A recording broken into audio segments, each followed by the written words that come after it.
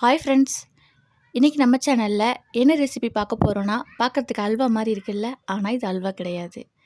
Water melon வச்சு ரொம்பவே டேஸ்டியான, அதே சமயத்தில் ஈஸியான ஒரு ஸ்வீட் ரெசிபி அதுதான் இன்றைக்கி பார்க்க போகிறோம். இப்போ வாங்க வீடியோக்குள்ளே போகலாம். இந்த ரெசிபி பண்ணுறதுக்கு இன்றைக்கி நான் ஒரு வாட்டர் மெலனுடைய பாதி, அப்புறம் அதில் பாதி எடுத்துகிட்டு இந்த மாதிரி உள்ளே இருக்கிற ரெட்டாக இருக்கிற பார்ட்ஸ் மட்டும் எடுத்திருக்கேன்.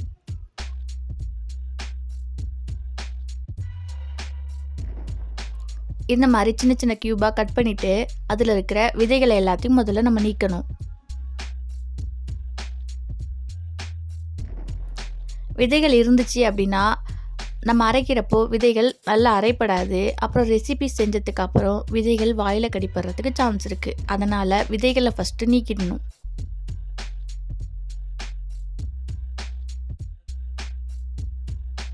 இந்த மாதிரி எல்லா விதைகளையும் நீக்கின அப்புறம் இது ஒரு மிக்ஸி ஜாரில் மாற்றிக்கலாம்.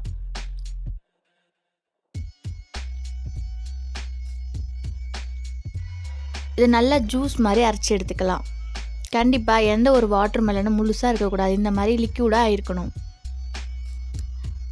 இப்போ இது ஒரு பேனில் மாற்றிட்டு இது கூடவே தேவையான அளவுக்கு சர்க்கரை, நான் இன்றைக்கி 1/2 கப் சர்க்கரை சேர்த்துருக்கேன்.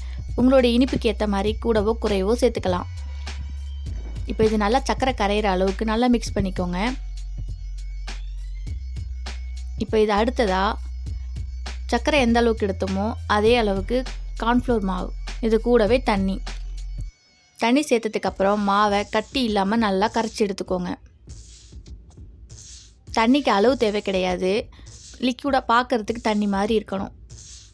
இப்போ காட்டுறேன் பார்த்தீங்களா, அந்த மாதிரி இந்த அளவுக்கு கரைச்சி எடுத்துக்கலாம். இப்போ ஆல்ரெடி அரைச்சி வச்ச வாட்டர் மெலன் ஜூஸ் அது கூட சர்க்கரை கலந்து வச்சோம் பார்த்தீங்களா, அதை இப்போ ஸ்டவ் ஆன் பண்ணிவிட்டு ஹீட் பண்ண ஆரம்பிக்கலாம்.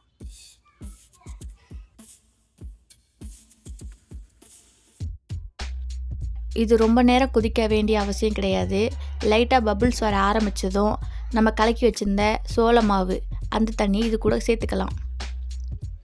சேர்த்துட்டு இது மாதிரி கைவிடாமல் கலக்கிக்கிட்டே இருந்தீங்க அப்படின்னா மாவு கொதிக்க கொதிக்க கெட்டியாக ஆரம்பிக்கும்.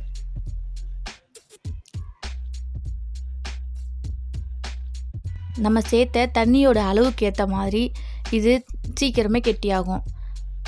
கலருக்காக நான் கொஞ்சம் கேசரி பவுடர் சேர்த்துருக்கேன். ஸ்டவ்வை மீடியம் ஃப்ளேமில் வச்சுட்டு கைவிடாமல் அப்பப்போ கிளறி கொடுத்துக்கிட்டே இருங்க. ஒரு 2-3 நிமிஷத்துலேயே நல்லா கெட்டியாக ஆரம்பிச்சிடும். ஏன்னா சோள மாவு சேர்த்துருக்கோம் அதனால்.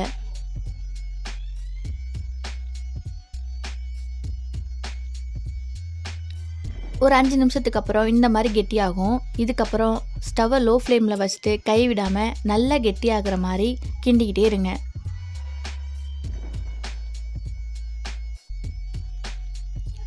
பத்துலேருந்து 15 நிமிஷம் நல்லா கொதிச்சதுக்கப்புறம் இந்த மாதிரி நல்ல கெட்டி ஆகிடும். இப்போ இதை ஒரு பாத்திரத்தில் மாற்றிடலாம். நம்ம ஹோட்டல்லாம் பார்சல் வாங்கினோன்னா கொடுப்பாங்க பாருங்கள், அந்த டப்பா தான் இன்றைக்கி நான் எடுத்திருக்கேன். கண்டிப்பாக இந்த மாதிரி பிளாஸ்டிக் டப்பா ஏதாச்சும் எடுத்துக்கோங்க. ஹீட்டில் உருவாமல் இருக்கணும், அந்த மாதிரி பாக்ஸ் எடுத்துக்கோங்க. இப்போ இதில் மாற்றிட்டு நல்லா ஆறட்டும், அது வரைக்கும் வெயிட் பண்ணலாம்.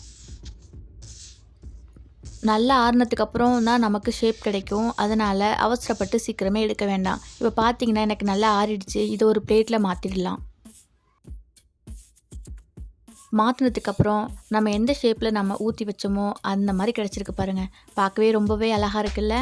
அவ்வளோதான் ஃப்ரெண்ட்ஸ், ரொம்பவே குயிக்காக அதே சமயத்தில் டேஸ்டியான ஒரு ஸ்வீட் ரெசிபி நமக்கு இப்போ தயாராகிடுச்சு.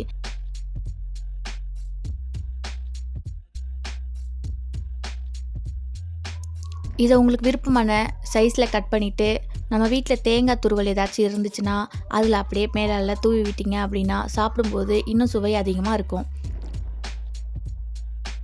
அவ்வளோதான் ஃப்ரெண்ட்ஸ், இந்த வீடியோ உங்களுக்கு பிடிச்சிருந்தா லைக் பண்ணுங்கள், ஷேர் பண்ணுங்கள். அப்படியே பக்கத்தில் இருக்கிற பெல் ஐக்கானையும் கிளிக் பண்ணிக்கோங்க. அப்போ தான் நாங்கள் போடுற வீடியோ உடனுக்குடன் உங்களுக்கு கிடைக்கும். அடுத்ததாக இன்னும் ஒரு இன்ட்ரெஸ்டிங்கான வீடியோட உங்களை நான் மீட் பண்ணுறேன். அது வரைக்கும் டாட்டா, பாய் பாய்.